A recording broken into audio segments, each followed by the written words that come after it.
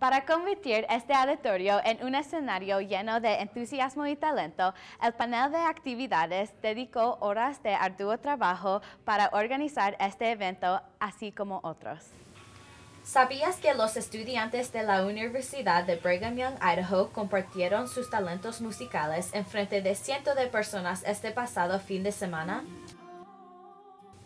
Cada semestre, la universidad lleva a cabo diferentes actividades en donde los estudiantes pueden compartir sus talentos diferentes.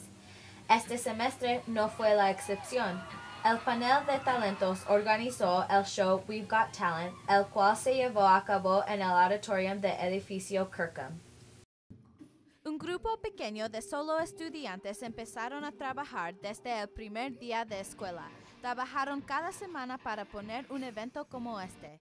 Aquí está el asistente general con cuánto tiempo toma para organizar este evento. Me senté y averigué con mi gerente de cuántas horas contribuimos colectivamente entre los dos y fueron 110 horas. Entonces, para combinar las horas que pusieron los miembros del comité y otros coordinadores, es bastante tiempo, pero valió la pena. Vale la pena porque te involucra y conoces a muchas personas y ves mucho talento que hay en campus. Hay muchas personas con talento acá y solo porque no somos una universidad grande, realmente no significa que no tenemos mucho talento. Fue un evento en donde estudiantes demostraron sus habilidades de videografía, canto, comedia y hasta imitaciones de famosos como Michael Jackson.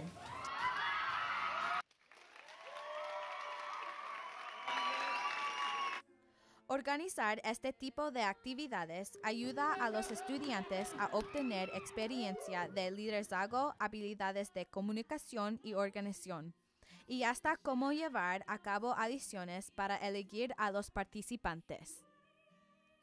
Así como también aprenden a utilizar el equipo de sonido, luces, cámaras y producción. Reportando desde el Auditorium Kirkham, Denise Valladolid, iNews en Español.